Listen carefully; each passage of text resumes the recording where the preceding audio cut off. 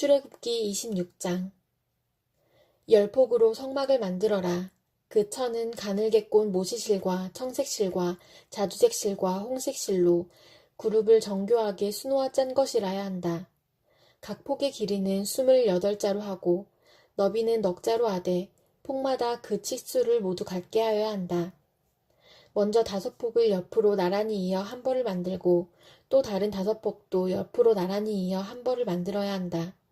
그리고 나서 나란히 이은 천에 한쪽 가장자리의 폭에 청색실로 고를 만들고 나란히 이은 다른 한쪽 가장자리의 폭에도 이와 같이 하여 서로 맞물릴 수 있게 하여야 한다. 서로 맞물릴 두 벌 끝 폭 가장자리에 만들 고의 수는 각각 50개이다. 그 고들을 서로 마주보게 하여라. 그리고 금으로 갈고리 50개를 만들어야 한다. 이 갈고리로 두 벌천을 서로 이어 한 성막을 이루게 하여라. 성막 위에 덮을 천막은 염소털로 짠 11폭 천으로 만들어야 한다. 각 폭의 길이는 30자로 하고 너비는 넉자로 하되 11폭의 치수를 모두 같게 하여야 한다. 5폭을 따로 잇고 나머지 6폭도 따로 이어야 한다. 그리고 6번째 폭은 천막 앞쪽으로 반을 접어서 올려야 한다. 5폭으로 이은 천의 가장자리에 고 50개를 만들고 6폭을 이은 천의 가장자리에도 고 50개를 만들어라. 또 노쇠 갈고리 50개를 만들고 그 갈고리를 양쪽 고에 마주 걸어서 한 천막을 만들어라. 그리고 여분으로 남아있는 천막 반폭은 성막 뒤로 늘어뜨려라. 천막 폭 너비에서 양쪽으로 한 자씩 남아있는 것은 성막 양옆으로 늘어뜨려서 성막을 덮게 하여라. 천막 덮개를 2개 더 만들어라. 하나는 붉게 물들인 순양 가죽으로 만들고 그 위에 덮을 또 다른 덮개는 돌고래 가죽으로 만들어라. 성막을 세울 널빤지는 아카시아 나무로 만들어라. 각 널빤지는 길이를 10자, 너비를 1자 반으로 하고 널빤지마다 거기에 촉꽂이 2개를 만들어 서로 잇대어 세워라. 너는 성막의 모든 널빤지를 이와 같이 만들어라. 성막의 남쪽 벽면에 세울 널빤지는 20개를 만들어라. 그 20개나 되는 널빤지 밑에 받칠 밑받침은 은으로 40개를 만들어라. 널빤지마다 그 밑에 촉꽂이를 꽂을 밑받침을 2개씩 만들어라. 그리고 반대쪽인 성막의 북쪽 벽면에 세울 널빤지는 20개를 만들어라. 밑받침 40개를 은으로 만들되 널빤지마다 그 밑에 받칠 밑받침을 2개씩 만들어라. 성막 뒤쪽인 서쪽 벽면에 세울 널빤지는 6개를 만들어라.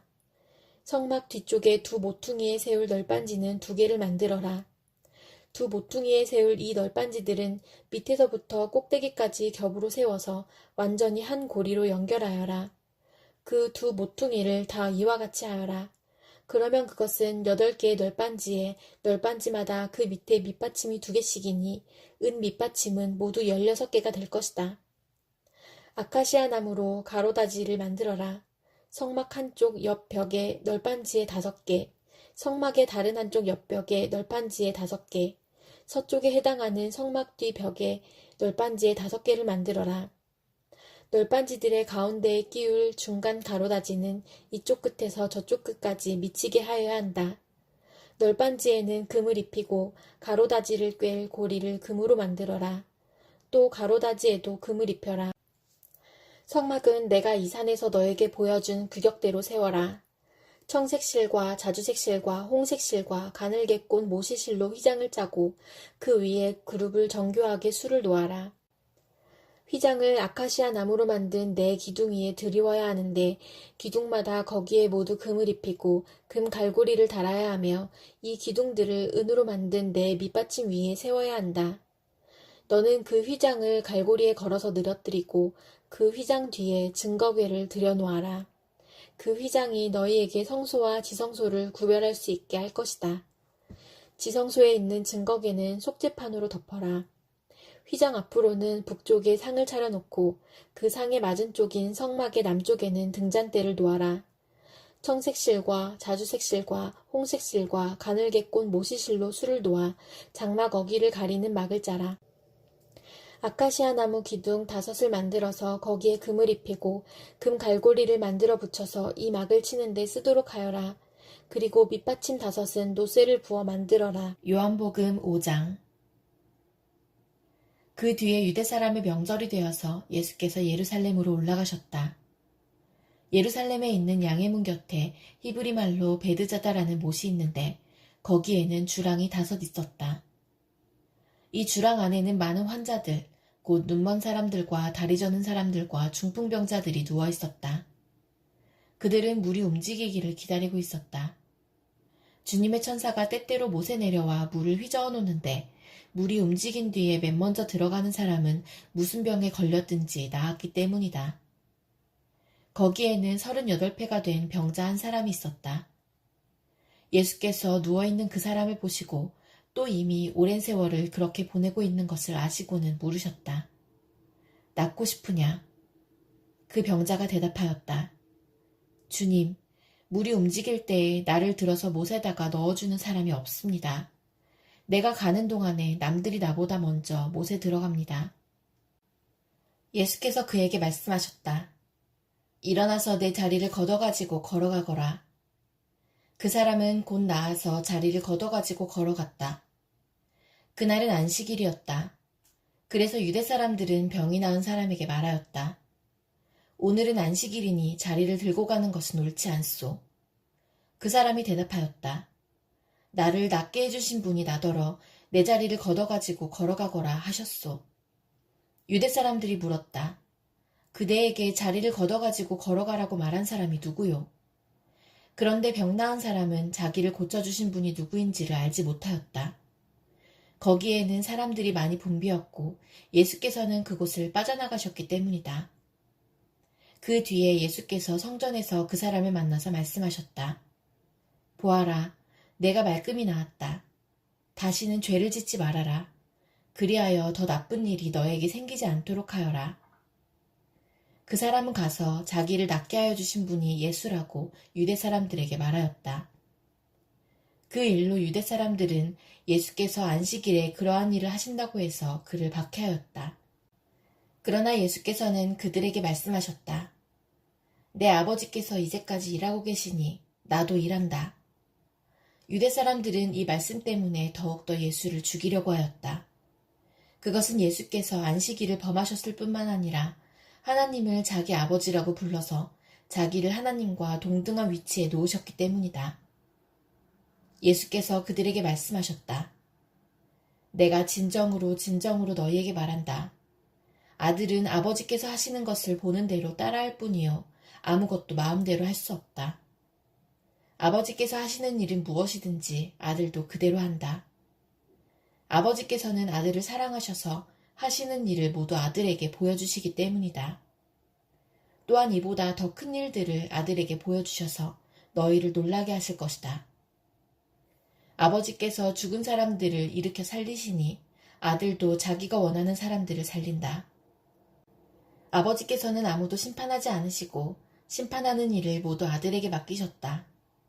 그것은 모든 사람이 아버지를 공경하듯이 아들도 공경하게 하려는 것이다. 아들을 공경하지 않는 사람은 아들을 보내신 아버지도 공경하지 않는다. 내가 진정으로 너희에게 말한다. 내 말을 듣고 또 나를 보내신 분을 믿는 사람은 영원한 생명을 가지고 있고 심판을 받지 않는다. 그는 죽음에서 생명으로 옮겨갔다. 내가 진정으로 너희에게 말한다. 죽은 사람들이 하나님의 아들의 음성을 들을 때가 오는데 지금이 바로 그때이다. 그리고 그 음성을 듣는 사람들은 살 것이다. 그것은 아버지께서 자기 속에 생명을 가지고 계신 것 같이 아들에게도 생명을 주셔서 그 속에 생명을 가지게 하여 주셨기 때문이다. 또 아버지께서는 아들에게 심판하는 권한을 주셨다. 그것은 아들이 인자이기 때문이다. 이 말에 놀라지 말아라. 무덤 속에 있는 사람들이 다 그의 음성을 들을 때가 온다. 선한 일을 한 사람들은 부활하여 생명을 얻고 악한 일을 한 사람들은 부활하여 심판을 받는다. 나는 아무것도 내 마음대로 할 수 없다. 나는 아버지께서 하라고 하시는 대로 심판한다. 내 심판은 올바르다. 그것은 내가 내 뜻대로 하려 하지 않고 나를 보내신 분의 뜻대로 하려 하기 때문이다. 내가 내 자신을 위하여 증언한다면 내 증언은 참되지 못하다. 나를 위하여 증언하여 주시는 분은 따로 있다. 나를 위하여 증언하시는 그 증언이 참되다는 것을 나는 안다. 너희가 요한에게 사람을 보냈을 때에 그는 이 진리를 증언하였다. 내가 이 말을 하는 것은 내가 사람의 증언이 필요해서가 아니다. 그것은 다만 너희로 하여금 구원을 얻게 하려는 것이다. 요한은 타오르면서 빛을 내는 등불이었다. 너희는 잠시 동안 그의 빛 속에서 즐거워하려 하였다. 그러나 나에게는 요한의 증언보다 더 큰 증언이 있다. 아버지께서 나에게 완성하라고 주신 일들, 곧 내가 지금 하고 있는 바로 그 일들이 아버지께서 나를 보내셨다는 것을 증언하여 준다. 또 나를 보내신 아버지께서 친히 나를 위하여 증언하여 주셨다. 너희는 그 음성을 들은 일도 없고 그 모습을 본 일도 없다. 또 그 말씀이 너희 속에 머물러 있지도 않다. 그것은 너희가 그분을 보내신 이를 믿지 않기 때문이다. 너희가 성경을 연구하는 것은 영원한 생명이 그 안에 있다고 생각하기 때문이다. 성경은 나에 대하여 증언하고 있다.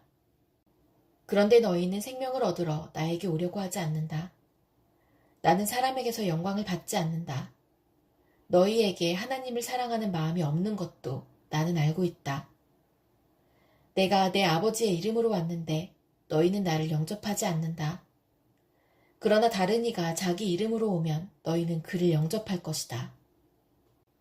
너희는 서로 영광을 주고받으면서 오직 한 분이신 하나님께서 주시는 영광은 구하지 않으니 어떻게 믿을 수 있겠느냐. 내가 너희를 아버지께 고발하리라고는 생각하지 말아라. 너희를 고발하는 이는 너희가 희망을 걸어온 모세이다. 너희가 모세를 믿었더라면 나를 믿었을 것이다. 모세가 나를 두고 썼기 때문이다. 그러나 너희가 모세의 글을 믿지 않으니 어떻게 내 말을 믿겠느냐. 잠언 2장. 아이들아, 내 말을 받아들이고 내 명령을 마음속 깊이 간직하여라. 지혜에 내 귀를 기울이고 명철에 내 마음을 두어라. 슬기를 외쳐 부르고 명철을 얻으려고 소리를 높여라. 은을 구하듯 그것을 구하고 보화를 찾듯 그것을 찾아라. 그렇게 하면 너는 주님을 경외하는 길을 깨달을 것이며 하나님을 아는 지식을 터득할 것이다. 주님께서 지혜를 주시고 주님께서 친히 지식과 명철을 주시기 때문이다. 정직한 사람에게는 분별하는 지혜를 마련하여 주시고 흠없이 사는 사람에게는 방패가 되어 주신다. 공평하게 사는 사람의 길을 보살펴 주시고 주님께 충성하는 사람의 길을 지켜주신다. 그때야 너는 정의와 공평과 정직, 이 모든 복된 길을 깨달을 것이다. 지혜가 내 마음속에 들어가고 지식이 내 영혼을 즐겁게 할 것이다. 분별력이 너를 지켜주고 명철이 너를 보살펴 줄 것이다. 지혜가 악한 사람의 길에서 너를 구하고 겉과 속이 다르게 말하는 사람에게서 너를 건질 것이다. 그들은 바른 길을 버리고 어두운 길로 가는 사람들이다. 그들은 나쁜 일 하기를 좋아하며 악하고 거스르는 일 하기를 즐거워한다. 그들의 길은 구부러져 있고 그들의 행실은 비뚤어져 있다.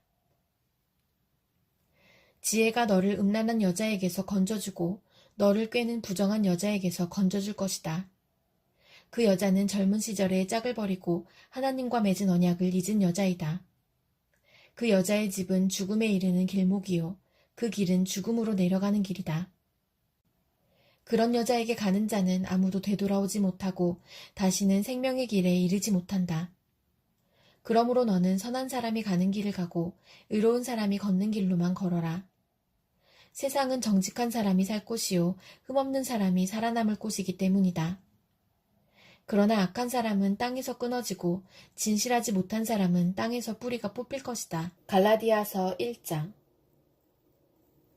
사람들이 시켜서 사도가 된 것도 아니요 사람이 맡겨서 사도가 된 것도 아니요 예수 그리스도께서 그리고 그분을 죽은 사람들 가운데서 살리신 하나님 아버지께서 임명하심으로써 사도가 된 나 바울이 나와 함께 있는 모든 믿음의 식구와 더불어 갈라디아에 있는 여러 교회에 이 편지를 씁니다.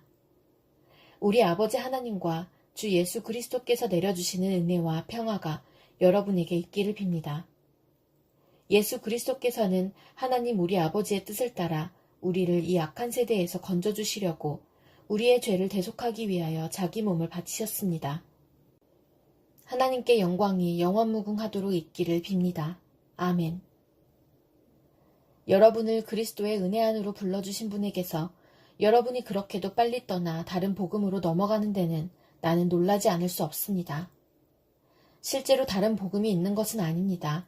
다만 몇몇 사람이 여러분을 교란시켜서 그리스도의 복음을 왜곡시키려고 하는 것뿐입니다. 그러나 우리들이나 또는 하늘에서 온 천사일지라도 우리가 여러분에게 전한 것과 다른 복음을 여러분에게 전한다면 마땅히 저주를 받아야 합니다. 우리가 전에도 말하였지만 이제 다시 말합니다. 여러분이 이미 받은 것과 다른 복음을 여러분에게 전하는 사람이 있다면 그가 누구이든지 저주를 받아야 마땅합니다. 내가 지금 사람들의 마음을 기쁘게 하려 하고 있습니까? 아니면 하나님의 마음을 기쁘게 해드리려 하고 있습니까? 아니면 사람의 환심을 사려고 하고 있습니까? 내가 아직도 사람의 환심을 사려고 하고 있다면 나는 그리스도의 종이 아닙니다. 형제자매 여러분, 내가 여러분에게 밝혀드립니다. 내가 전한 복음은 사람에게서 비롯된 것이 아닙니다. 그 복음은 내가 사람에게서 받은 것도 아니요, 배운 것도 아니요, 예수 그리스도의 나타나심으로 받은 것입니다. 내가 전에 유대교에 있을 적에 한 행위가 어떠하였는가를 여러분이 이미 들은 줄 압니다. 나는 하나님의 교회를 몹시 박해하였고 또 아주 없애버리려고 하였습니다. 나는 내 동족 가운데서 나와 나이가 같은 또래의 많은 사람보다 유대교 신앙에 앞서 있었으며 내 조상들의 전통을 지키는 일에도 훨씬 더 열성이었습니다. 그러나 나를 모태로부터 따로 세우시고 은혜로 불러주신 하나님께서 그 아들을 이방 사람에게 전하게 하시려고 그를 나에게 기꺼이 나타내 보이셨습니다. 그때에 나는 사람들과 의논하지 않았고 또 나보다 먼저 사도가 된 사람들을 만나려고 예루살렘으로 올라가지도 않았습니다. 나는 곧바로 아라비아로 갔다가 다마스쿠스로 되돌아갔습니다. 3년 뒤에 나는 게바를 만나려고 예루살렘으로 올라갔습니다. 나는 그와 함께 보름 동안을 지냈습니다. 그러나 나는 주님의 동생 야고보밖에는 사도들 가운데 아무도 만나지 않았습니다. 내가 여러분에게 쓰는 이 말은 하나님 앞에 맹세코 거짓말이 아닙니다. 그 뒤에 나는 시리아와 길리기아 지방으로 갔습니다. 그래서 나는 유대 지방에 있는 그리스도의 교회들에게는 얼굴이 알려져 있지 않습니다. 그들은 다만 전에 우리를 박해하던 그 사람이 지금은 그가 전에 없애버리려고 하던 그 믿음을 전한다 하는 소문을 들을 따름이었습니다. 그래서 그들은 나를 두고 하나님께 줄곧 영광을 돌렸습니다.